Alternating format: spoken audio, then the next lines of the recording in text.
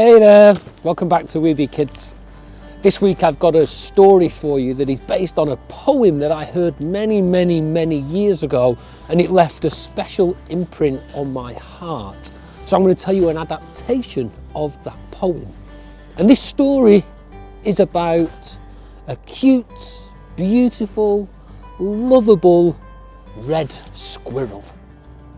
And on a cold and crisp November morning, just like this one, this little red squirrel was out busily collecting pine nuts. It was running from tree to tree, picking up the cones, stripping them back, and storing the little nuts in a bag. The squirrel had planned to be out all day, and she knew that if she was going to be able to collect, she was going to need some snacks. So she had a separate little bag where she would store the tastiest, sweetest pine nuts. And she popped them in her bag. And she carried on round and round until both of these bags, the big one and the small one, were chock full. The sun was beginning to set, and she decided it was time to head home. So she began to scurry back to her favourite Scots pine tree. But she knew that on the way she would stop on her favourite rock to watch the sun set. And when she got to her favourite rock, she was surprised to see another red squirrel, already comfortably snuggled down in its own tail.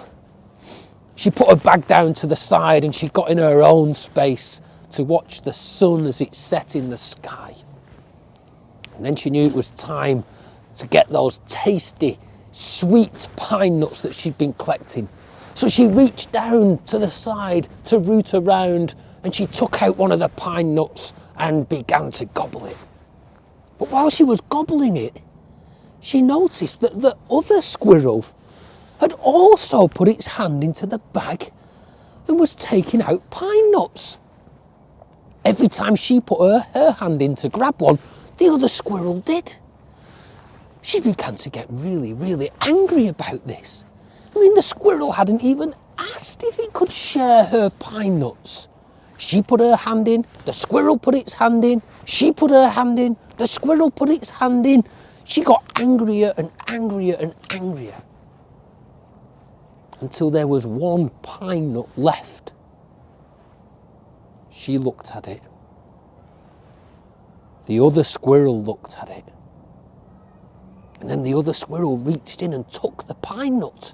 She glared at the squirrel, angry. How could he be so rude? The squirrel took the pine nut, broke it in two, gave her half, and he gobbled up the other half. She snatched it from him, ate it, picked up her bag, and scurried off into the forest. She was so angry. When she got back to her favourite Scots pine, she ran in through the hole of the tree, and there was her friend squirrel waiting for her. He said, "Have you brought enough nuts for our dinner?" And she began to explain what had happened, how she'd stopped to watch the sunset and a rude, nasty squirrel had eaten all of her sweetest pine nuts. She was furious as she told the story. She threw her bag to the back of their little room and sat herself down. The other squirrel could see how angry she was, so he decided to help her to unpack her bag. As he opened her bag, he reached in, and he was surprised to see that her little knapsack that she always collected the sweetest pine nuts in was still there. And it was full. He reached in and took it out. He said, "Here is your little knapsack of the sweetest pine nuts. I thought you said that the other squirrel had eaten them all up."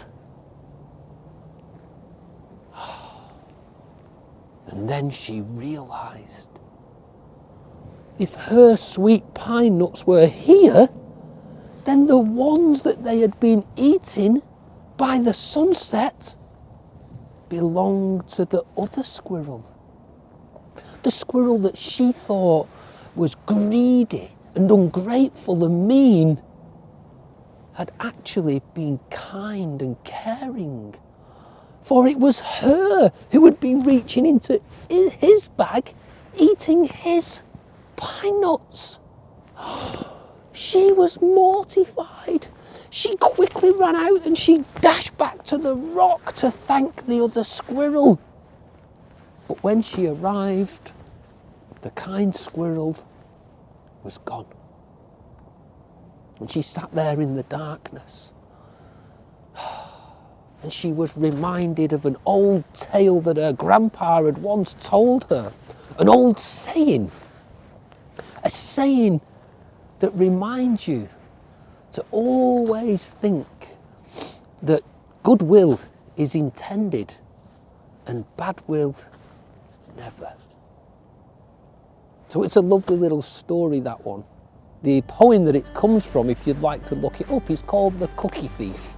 But I just adapted it a little bit and brought us into tune with nature through that tale as well. And if there is a little lesson that you can take away from that, it is that little saying of goodwill intended, no bad will assumed, which reminds us that as we go around our days, remember that people generally are kind and they act from a kind heart. And if we can meet them with a kind heart too, makes the whole world a better place. So thanks for stopping by for this story. We'll see you again sometime at We Be Kids. Bye.